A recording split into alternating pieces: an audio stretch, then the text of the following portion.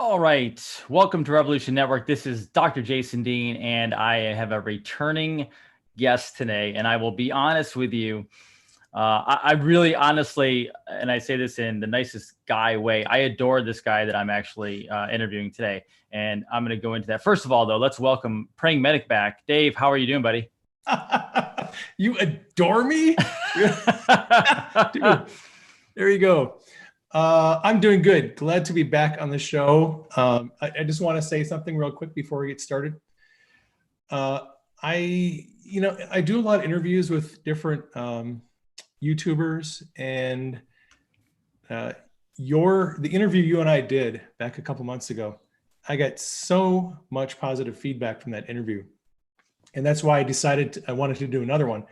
People really enjoyed the chemistry, the camaraderie, the way we connected. You ask really good questions, and you have good insights. And just want to thank you for giving my audience an opportunity to hear both of us talk. They loved it. So I'm glad to be back on the show. Awesome. I appreciate that very much. And yeah, my job is, and I think this is one of the reasons I really, really love watching your stuff. And I don't get too caught up in a lot of the, I don't want to say lower anons, but people who are just randomly putting things out there, is that I tend to be a very amped up individual. I'm a little hyper, and you're the yin to the yang of that. And so I appreciate a very solid, clear message that doesn't get too up and too down. And so there's times where I'm a little bit, okay, what's going on here? What's going on in the news today? What's happening? What's he doing? What are they doing?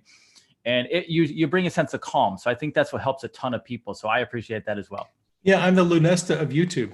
A lot of people fall asleep at night listening to my broadcast. Oh, that's fantastic. Well, let's dive right in, because I do have some topics for you. And feel free to go through basics as you talk today, because we have a lot of new viewers as well. A lot of people are finding the channel as we go through these very turbulent times, I guess we could call them.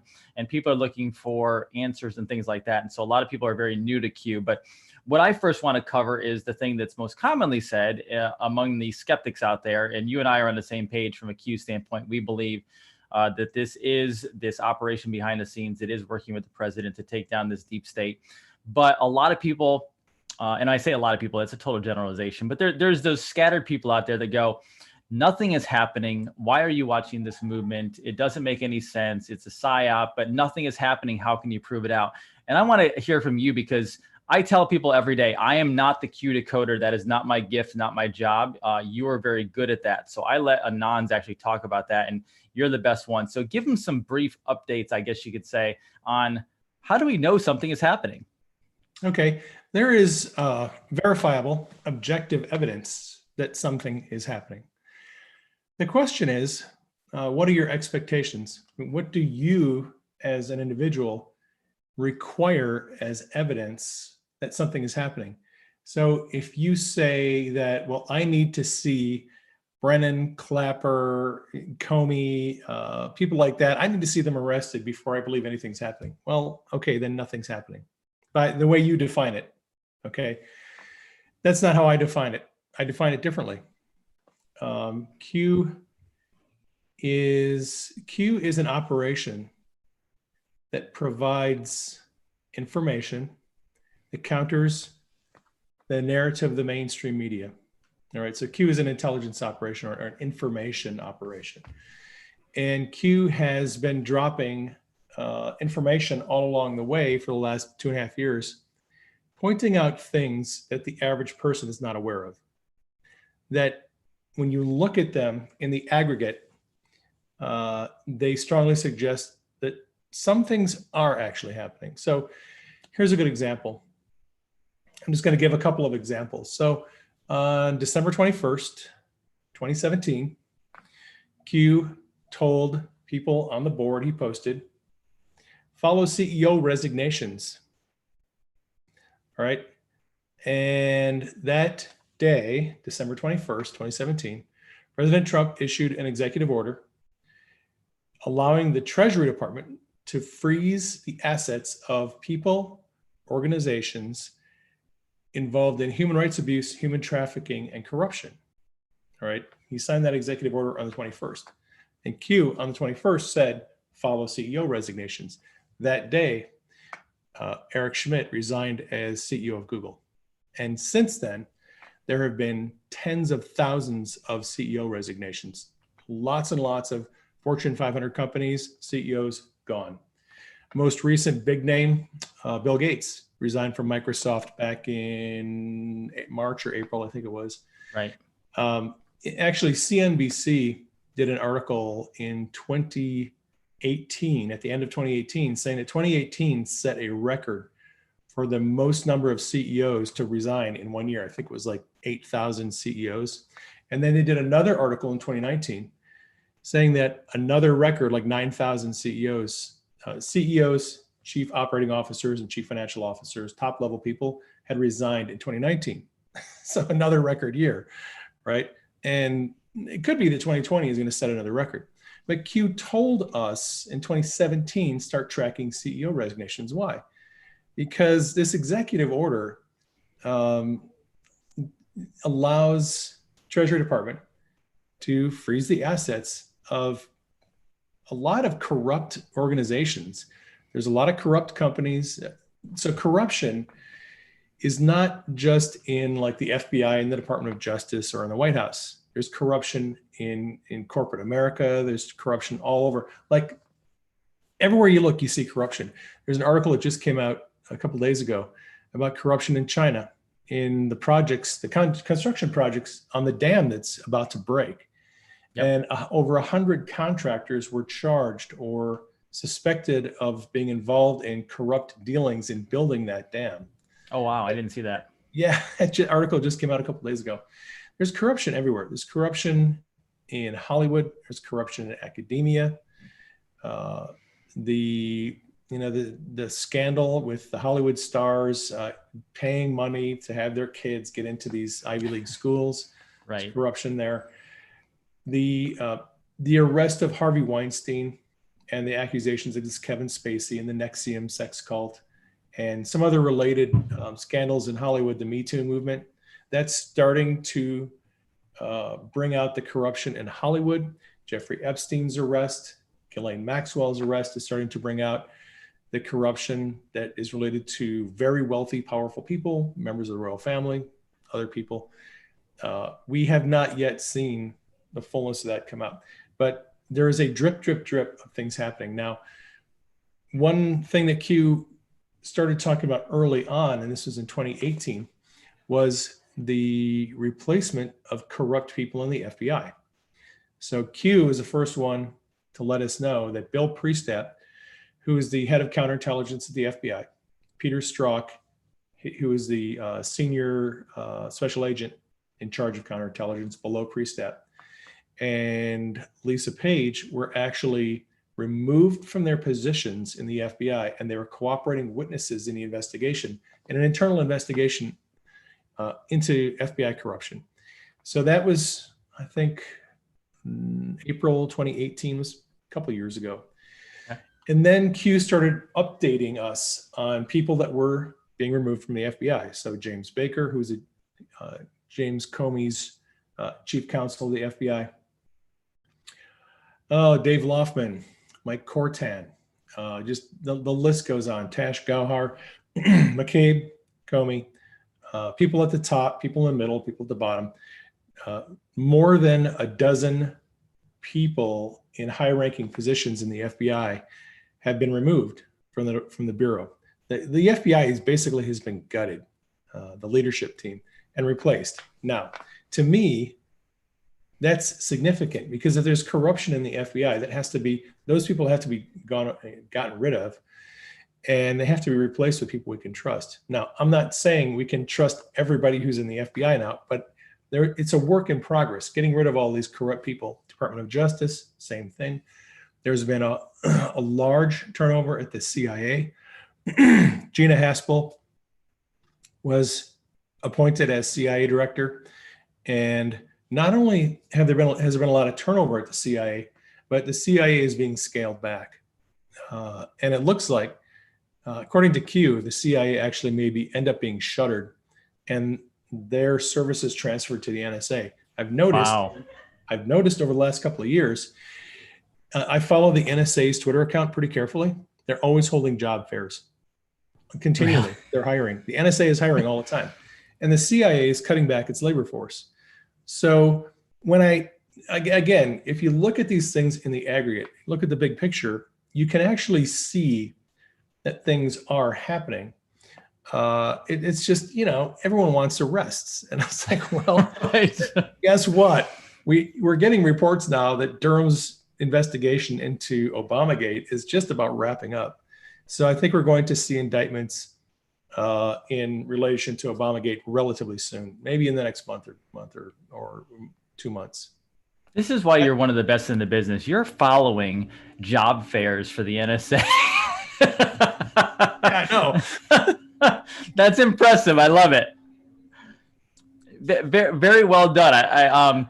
It's a crazy the way this all unfolds, and you're right, because I think I just saw that. Is it correct that Durham now is getting ready or scheduled to do talks with Brennan as well? Is that what I just read? That's the rumor. See, the thing is, nobody really knows what's happening inside Durham's investigation. There are supposedly leaks coming out, and the latest leak is that Durham is getting ready to interview John Brennan, so former head of the CIA. Now, if that's true, and we don't know that that's true, but if it's true, what these large criminal investigations like this, what they typically do is they start at the bottom.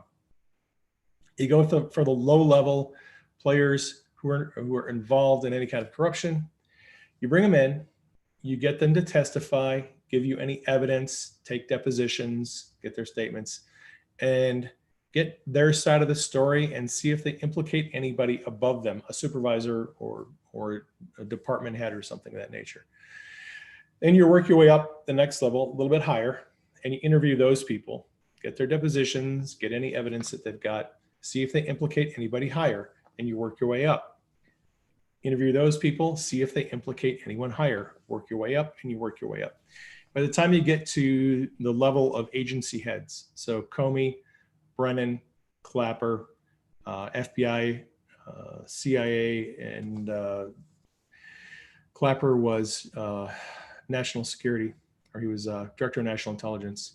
You're also looking at people like Loretta Lynch. She was head of the DOJ, Attorney General, Sally Yates, right? Those people, department heads, are the last people to be interviewed. And it's been theorized by most people. And actually, some people in the know have come out and said, people like Joe DeGeneva has said that he believes Brennan was the one who masterminded the whole thing. And that's commonly a held view. So if Brennan was the one who kind of masterminded this thing, and that's what Q has told us too, Obama was a puppet. I mean, a lot of people think that Obama's at the top. Well, structurally, Obama is at the top, but Obama is a puppet. All elected leaders are puppets. They do what the CIA has actually controlled most politicians for a long time. So they take their marching orders from the CIA, and Brennan, as head of the CIA, he took his marching orders from someone else. But Brennan is the highest person in elected government and in appointed positions where this operation was hatched. So it essentially means that if Durham is investigating Brennan right now, if he's questioning him, the investigation is probably pretty close to being over.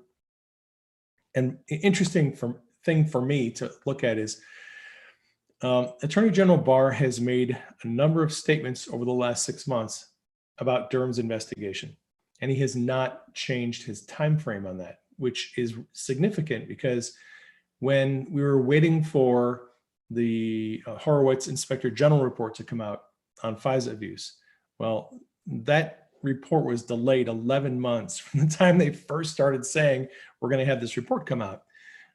They started talking about it in, I think, November or December 2018. And then they said, oh, it's going to come out in March. And then in March, they said, oh, it'll probably be, June or July. And in June or July, they said, oh, we'll see it in September, October. It finally comes out in December, right? So the time frame kept getting pushed back on the FISA report, but Barr has not changed the time frame on his estimation of the conclusion of Durham's investigation. He has always said end of summer. That's been his he said that throughout the entire thing. Hasn't changed his time frame. So I would imagine sometime in August or September, Durham's investigation will wrap up. He is going to file a report. We have confirmation on that from a spokeswoman for the Department of Justice. She had a little press conference a couple weeks ago and said that Durham will be filing a written report, which I think is helpful because that report is going to explain in clear terms how Durham investigated these allegations that the Obama administration illegally spied on a political opponent, who was involved, what mechanisms they used, what their objectives were, and then there will probably be criminal recommendations in the end of the report. So America and the world will get to know from Durham how this thing, how the deep state tried to take over, the White House. And then we're going to have indictments. I am very sure that Durham is going to indict a number of people involved in these crimes. And I'm not going to guess on what the crimes might be, but I think they could be fairly substantial crimes, felonies. We're not talking, lying to investigators. We're talking about serious crimes. So basically, you go as high as you can by questioning these pawns going up the ladder, and you go as high as you possibly can, hopefully going all the way to the top. And then once you hit that top part, no deals. You can, no deals. And then basically you can just clean out everything below that. So, I mean, if you get high enough, I mean, there's so many people that go, I want to see Hillary. So many people are focused on Hillary and Obama. And of course, they would have major problems if you get high enough, because it would wipe everything clean. Now, whether we see that in person or not, I don't know, but everyone knows they're guilty of some stuff. Yeah. Well, and the thing is, there are multiple investigations that are going on different issues. So Hillary may not be charged in the Obamagate scandal, but Huber has been investigating the Clinton Foundation corruption, and his investigation is done. It was done a year ago. The indictments are sealed. They're waiting to unseal the indictments, probably after the election, I would imagine. I think from what Q has said, first we're going to get some indictments related to Spygate. I think my gut feeling is we'll see some indictments related to the illegal surveillance of General Flynn first, and then we'll see some more indictments related, and it'll kind of spread out a little bit from there. After the Obamagate indictments have had a little time to sink into the consciousness of the people, then Huber can start unsealing indictments in his investigation of the Clinton Foundation and Uranium One. And Uranium One is going to take down a lot of people because Mueller, Rosenstein, Mueller was the head of the FBI who approved the Uranium One transfer. Rosenstein was the prosecuting attorney in that case, and he let everybody go. And so a lot of people should be very nervous about when the Uranium One indictments come down, because it's going to take down some powerful people, including Hillary. Yeah, that would make sense. And it's interesting you brought up Flynn, because that was one of the next things I wanted to ask is, so Flynn was exonerated, I think, since the last time we talked. Now he hasn't been. Okay. Yeah. Okay. So go over that, because my impression was he exonerated, but then all of a sudden, obviously, things got caught up in everything. So give everyone a background on that. General Flynn is such an interesting subject to talk about. So the status on General Flynn's case right now is the Department of Justice has dropped the case, but the judge, Sullivan, won't dismiss the case. That's the problem. So he appealed to the 3-judge panel, DC Circuit Court. They kicked it back and they told him to dismiss the case. He decided not to dismiss the case.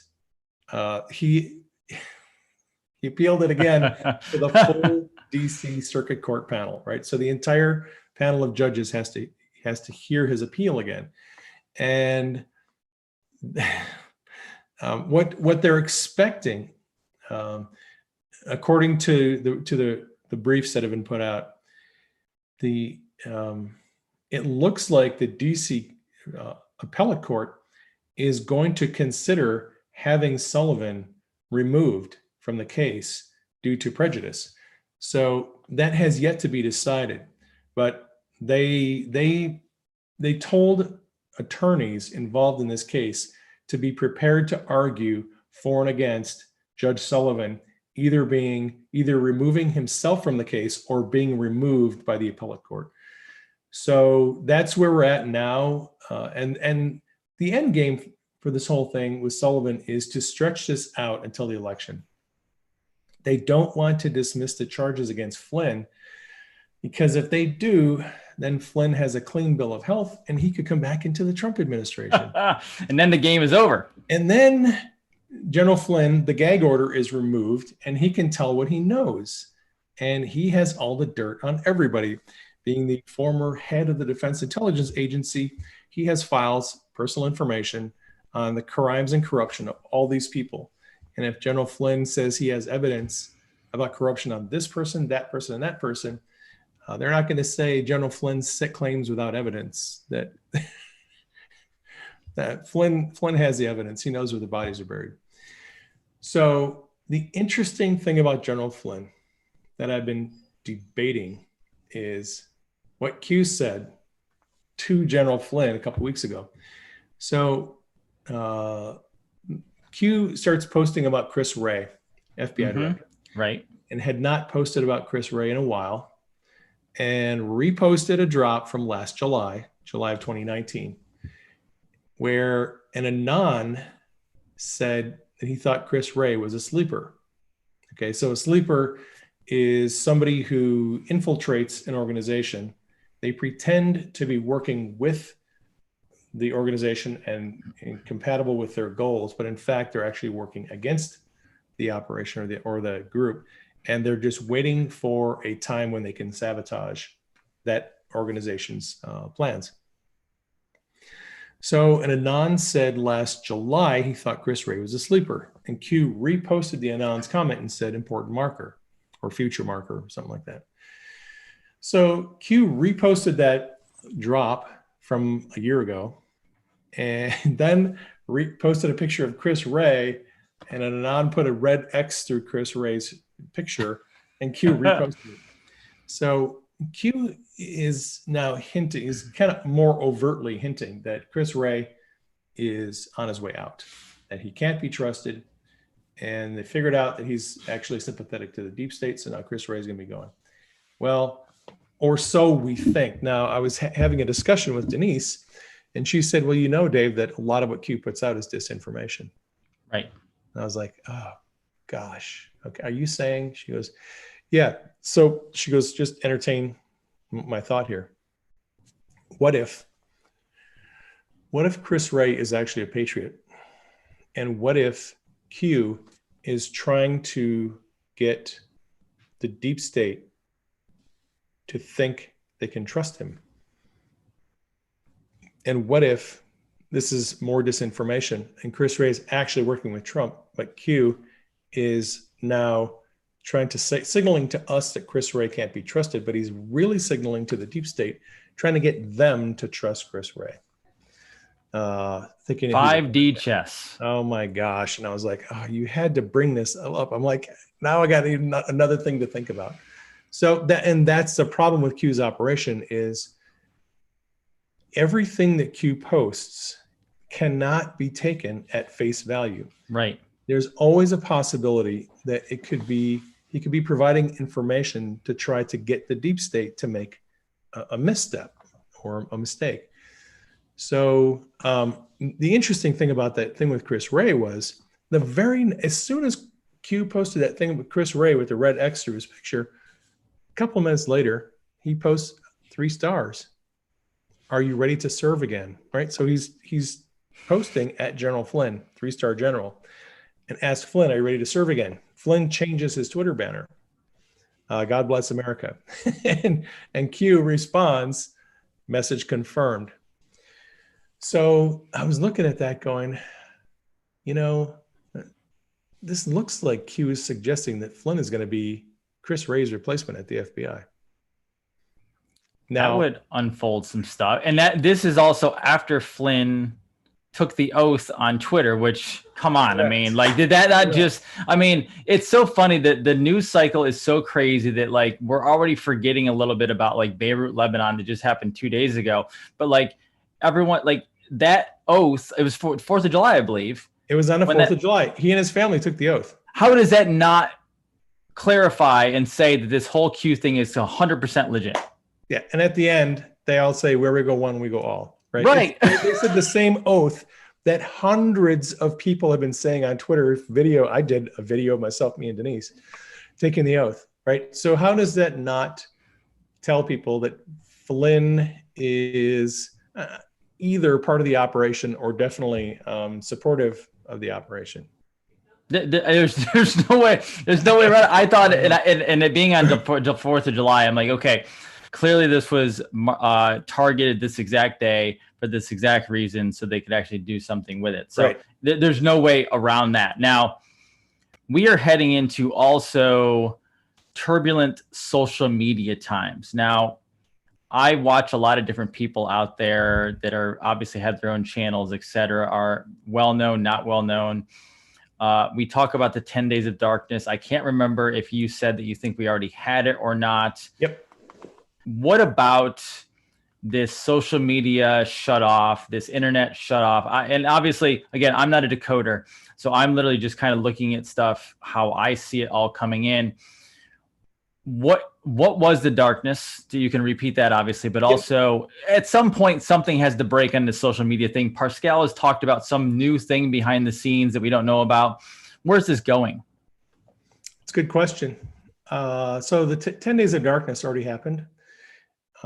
Q in his first couple of months was posting on 4chan almost every day. And if you look from the beginning of the operation all the way through like the end of 2017, the longest Q had gone silent was 4 days.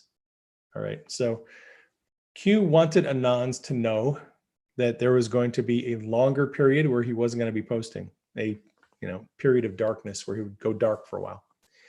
And he was hinting about that in December of 2017. And then on December 25th, Q posted if I get my spectacles here, I could actually look it up and tell you what it says. But December 25th, Q posted a message, and the message began with a countdown. And the countdown was 10, 9, 8, right? 10, 9, Yep. It's like a countdown going down. Right. And let me see, do I have it here? December 18, December 23, December 25, 10, comma, and then brackets, 10, comma, 9, comma, right? Right. So Q was hinting that there was a countdown coming. He started a countdown. Operational window, 5 through 6, F Delta, C25 to 26, secured, floor is yours. All right. So then Q didn't post again for 10 days. January 4th, Q comes back on the board. Right. So Q was gone for 10 days, 10 days darkness, and kind of confirmed that was the purpose of the 10 days of darkness. Now, a lot of people who don't know about that, they think the 10 days of darkness is still coming. I don't think it is. Q certainly doesn't want us predicting future events like that. That's not how Q's operation works. We're not supposed to predict future events from Q's posts. We're supposed to wait for news to drop and then go back and look at Q's posts and find the crumbs that he dropped that allude to those things. Having said that, I am concerned about the possibility of a social media shutdown. Q has alluded to the possibility of Twitter, Facebook, YouTube just shutting everything down to silence the flow of information for a period of time. If things get hairy as we approach the election, I wouldn't be too surprised if we see an attempt by social media to shut the platforms down. Certainly a possibility. Q has alluded to something that I'm a little more concerned about. And that's the massive 0-day attacks on November 4th, the day after the election. That would be essentially a day where the deep state would take all of the vulnerabilities in operating systems and software that it has been stockpiling over the last 3 or 4 years, and put into operation a whole bunch of hacks where they freeze up or shut down a lot of software programs. Basically, unleash hell is what you're saying. Yes, I mean, that's my concern. Q said that we should look for that on the day after the election. And I'm like, great. One more thing we get to deal with. But Q said attempts. All right. So anticipate attempts on massive 0-day attacks. So if Q and the president are aware of that, number one, it gives, and Q specifically said power and internet, right? So they could potentially attack the power grid by taking software offline that controls power grids, and they could also take us offline.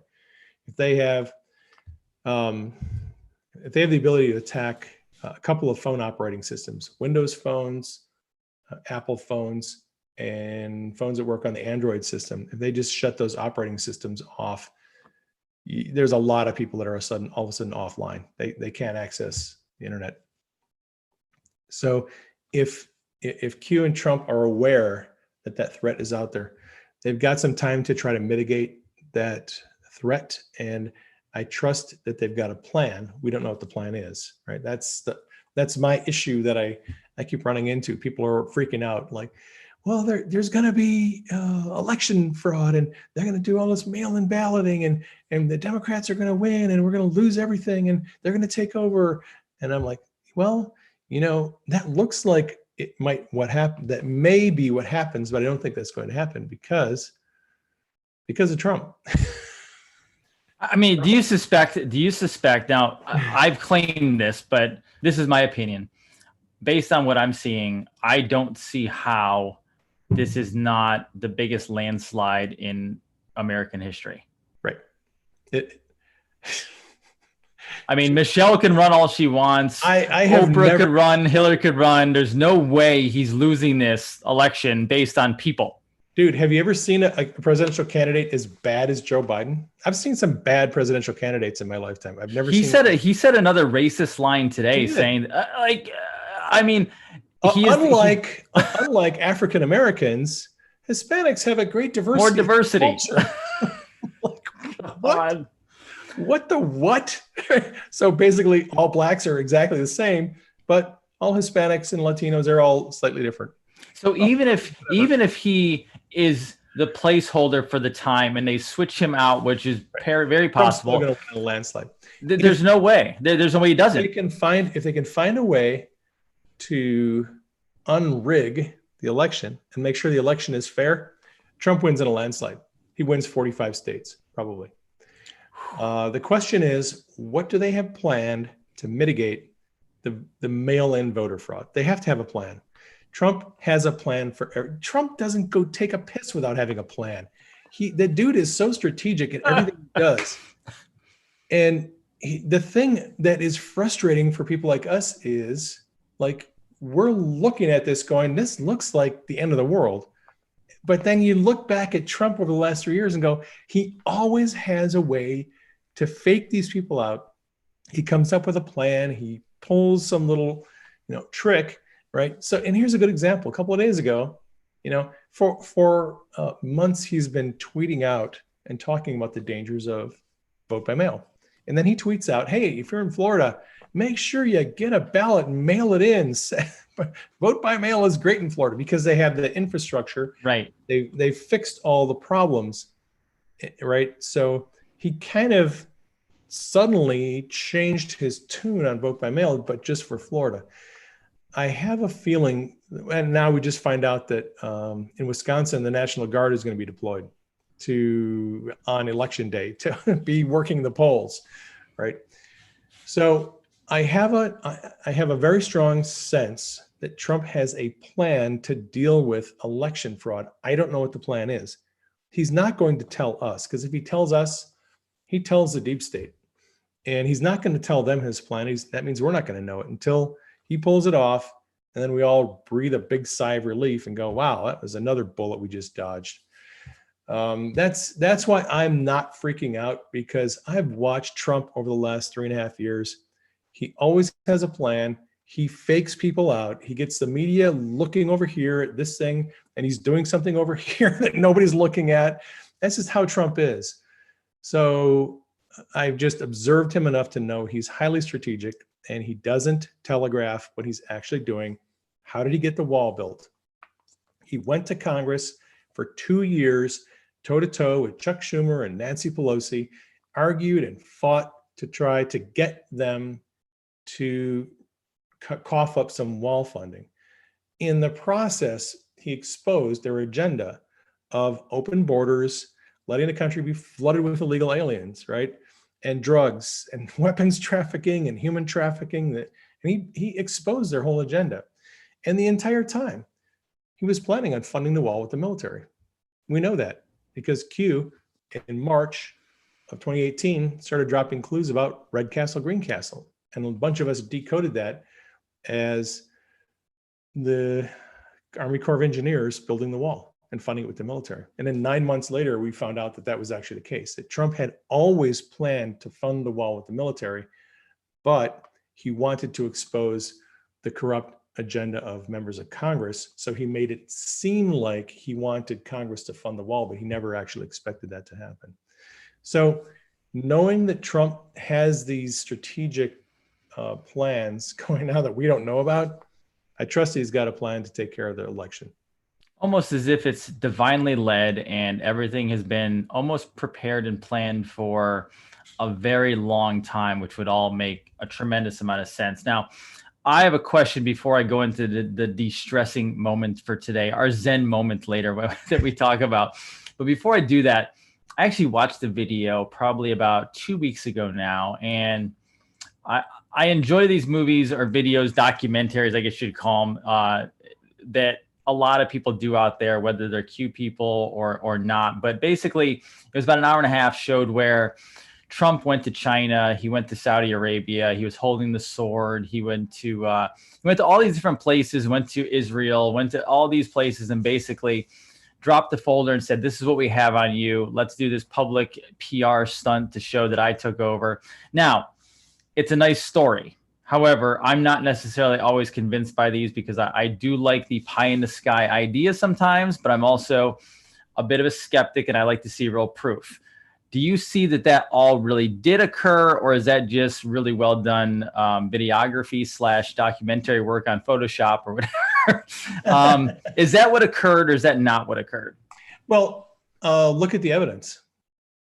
You know, you judge a tree by the fruit, right? So look at the fruit, look at the evidence. What happened in North Korea?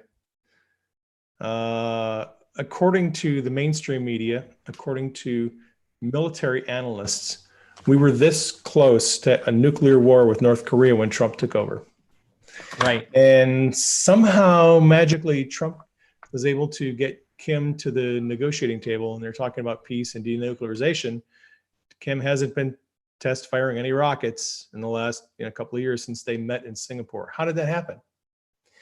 How did Kim go from having a pretty quickly advancing missile program and nuclear tech program to, hey, let's go to Singapore and talk about denuclearization? How does that happen? Okay, that happens because North Korea was under the control of the deep state, CIA. 100%. Weapons trafficking, human trafficking. North Korea, like Afghanistan, has a huge opium poppy trade. So CIA is making money off of selling heroin coming out of North Korea. And Q has told us that the strings of control were cut. They got rid of all the CIA assets in North Korea. That freed Kim, and Kim was then able to make better decisions. And when he started talking with Trump, they're like, yeah, I mean, and Trump goes to the friggin' DMZ and walks across the friggin' line into North Korea, shaking the hand, and let's go inside and let's have a beer and talk, Diet Coke, whatever. So I look at the changing geopolitical status Something happened in North Korea that freed up Kim Jong-un to act like a human being and not a crazy dictator. All right. Saudi Arabia. So what's going on in Saudi Arabia? How the heck does Mohammed bin Salman take over? And all of a sudden, in a culture where it was perfectly legal to marry off your 2-year-old daughter to a Saudi sheikh, Mohammed bin Salman in a year puts in a law where it's illegal for anyone under 15 years old to get married. Mohammed bin Salman has changed a lot of the culture in Saudi Arabia. He's dealt a lot with the human trafficking, the sex trafficking. He's dealt a lot with the violence in Islam.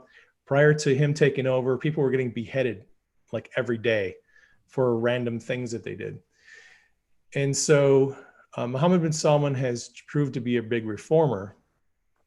And we know that he has become an ally of Trump, right? So how did that happen? How did Saudi Arabia go from, what a lot of people believe, planning the bombing of the World Trade Center to all of a sudden becoming an ally of Trump? Trump's been selling tons of military hardware to a lot of Arab nations, United Arab Emirates and Saudis. What he's trying to do is because historically they have used us to fight their wars for them. And now Trump is like, we're not going to do that anymore. We're not going to provide you our Navy, our Air Force, our Army to fight all your wars. It ain't happening. You got a lot of money. You want to protect your country?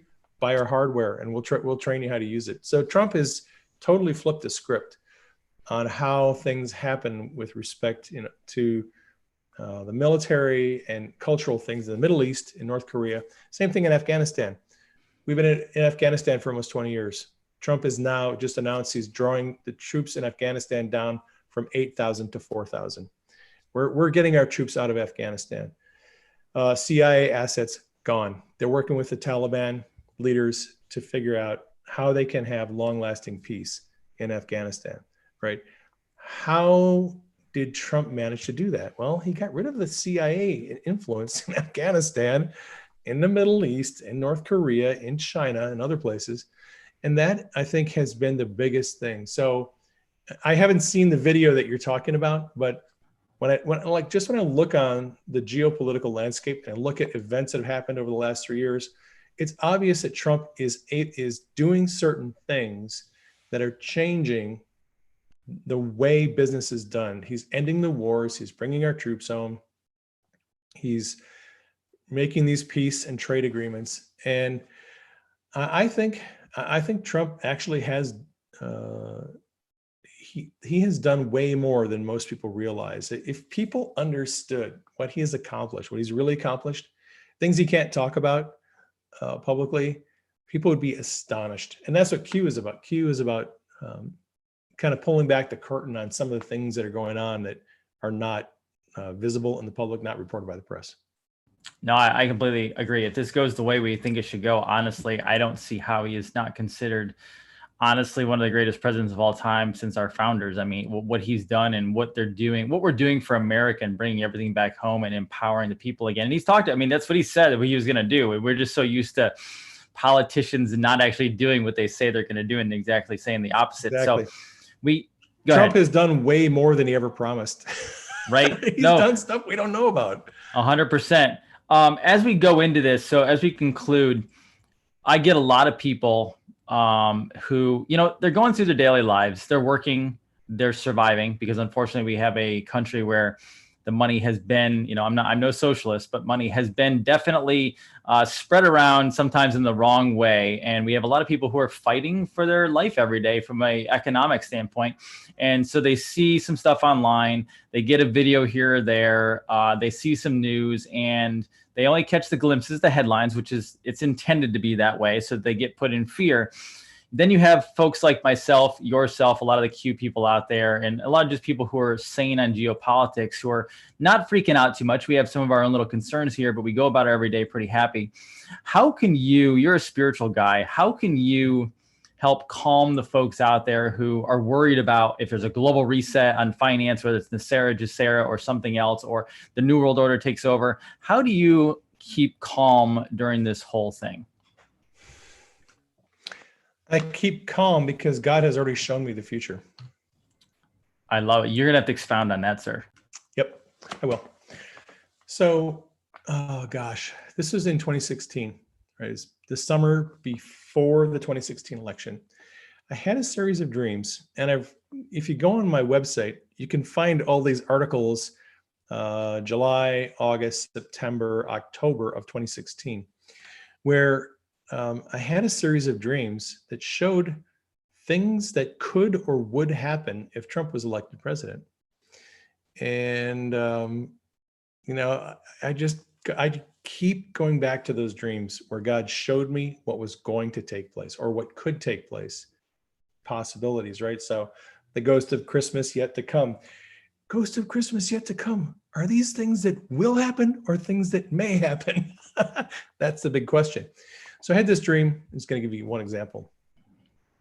I had this dream, I think it was August of 2016, where in the dream, people had a choice to make. It was a political choice. They had to choose between Donald Trump or someone else. And I didn't even know who the someone else was. But for people who chose Donald Trump as their leader, they walked into a completely different realm or different dimension. And that's Ooh, the only way I fifth can dimension, describe maybe. it. Yeah, that's the only way I can describe it. So what happened was I made a conscious decision in the dream to choose Trump, and boom, like that, I was in another dimension. I was like, I walked into the future. So I was walking around this town. I don't know what town I was in, but I was meeting people and going places. And I just had this knowing that everybody had everything they needed. There was no poverty. There was no sickness. There was no greed. Everybody's needs were met. Everyone's basic needs. Everyone had enough money. There wasn't any sickness. There wasn't any homelessness. It's crazy, but it was like living on heaven on earth. And it came about because people chose Trump as their leader. So I've been thinking a lot about that dream over the last 4 years. And what that dream, what the dream shows is it shows a number of things. Number one, it shows the lavish, abundant lifestyle that God wants for us, not just as individuals, but as a nation and as a world, that God actually wants to bless us in every way, in health, in our finances, in our jobs, in our family, in many ways. And the systems of the world that we have allowed to be in place, that allowed to control us, they are what is keeping us back from the lifestyle that God wants us to have. 100%. And if we make a choice to get rid of those corrupt systems, that's the lifestyle we're going to have. So that dream has been a big influence on me. I've had a lot of other dreams like it, where I've seen glimpses of the future, things that could be possible if Trump is allowed to do what he wants to do. I know that God has a good plan, but I also know that evil people in the world have very evil plans, and there's this interplay between good and evil. But I think what we're seeing right now is we're seeing the manifestation of 100 years of evil that is coming to an end. And a lot of people look around and they see the rioting and the protesting, and they see the masks and the crazy mandates that these governors and mayors are doing. De Blasio yesterday says he's going to have coronavirus checkpoints all over New York City. If you come into the city, you have to hit a checkpoint, and if you refuse, it's a $10,000 fine, right? And you may be quarantined for 2 weeks, right? You see this like really oppressive regime sort of trying to take over, get rid of police, get rid of civil services. Oh, we don't need to send kids to school. And people are just kind of losing their minds. Like, and if your business is shut down, what do you do with that? How do you deal with having a business that you can't operate at full capacity or is even completely shut down for a year. It's understandably people are rattled. They want to know what the heck is going on. This is not the America that I want to live in the future. Well, as Q often reminds us, it is only at the precipice when mankind will find the will to change. And we are being given an opportunity, frightening as it is, to see the agenda of these evil people on display for everyone to see. Because they are running out of time, they know they have to get Trump out of office by November. If they don't, it's all over. It is the end of the game for them. So they are desperately trying to control us, to put us in fear, to destroy our businesses, destroy our cities, destroy everything. And it's a desperate attempt to regain control. That's what they've always wanted, and they don't have it. Trump has cut the strings of control. So they're desperately trying now to regain control. And the forced masks, the forced lockdowns, the forced everything is all a manifestation of some very evil people trying to regain control. And they're not going to regain control because Trump has all, he's holding all the cards. He's got the military, and he has a plan. And it's going to be difficult over the next 3 months. I'm not going to lie to anybody. There's, I think, a great potential for them to do even crazier things that they've done already. I think there are some concerning things, but I think, and I've observed that Trump knows what their plans are, and he's always 2 or 3 steps ahead. It may look like he's in a disadvantage, but he's not. If you just look back at the last 4 months of how Trump was at a disadvantage with regard to Dr. Birx and Dr. Fauci. They have medical experience, he doesn't. And yet, by the time they're all done with their little charade, Birx and Fauci end up looking like idiots. And Trump is the one who was right about hydroxychloroquine, and he was right about a lot of things, and they were wrong about a lot of things. Right. Trump has a very unique way of exposing people who are deceptive, dishonest, and corrupt. And we're going to see more of this insanity over the next 3 months, but Trump has a plan. And part of the plan is to expose it so the public can see it, so the public can make a choice and say, we are not going to have this kind of future. This is not the new normal. This is not our future. We are not going to have this future. We're looking for something different. And people are going to have to make a decision. If people do not decide that they want a different future, this is the future they're going to have. It is up to us as a race, as a species, as a nation, to decide what our future is going to be. And we have to be confronted with the worst of it. And we have to choose differently. We have to say, we are not going to accept that as our new normal. So beautifully said. You never fail to deliver on on what you say. I appreciate that. And I appreciate that being the final parting message, because that is sanity. That is what we deserve. We have forgot that God's will for us as humans is to prosper, is to be well, to be healthy, to be here to give our gift, our purpose, serve and help others. And we kind of, a lot of us have forgot about that, and a lot of us have not forgot about that. But I really appreciate it, sir. I thank you again for coming on, and I'm sure I'll have you back. I'll message you, because I appreciate the voice of reason and sanity in the QAnon world. So thank you for being on today, sir. Thank you, Jason. Appreciate it. Absolutely. This is Dave Hayes, Praying Medic. If you go to Twitter @Praying Medic. Oh, by the way, plug your website. Prayingmedic.com. Beautiful. He has amazing books. He has amazing everything. He's a wonderful guy. We appreciate him very much. This is Dr. Jason Dean, Revolution Network, signing off for today. I'll be on tonight at 9:30. And again, a big thanks to Dave Hayes, Praying Medic. Have a wonderful day, everybody.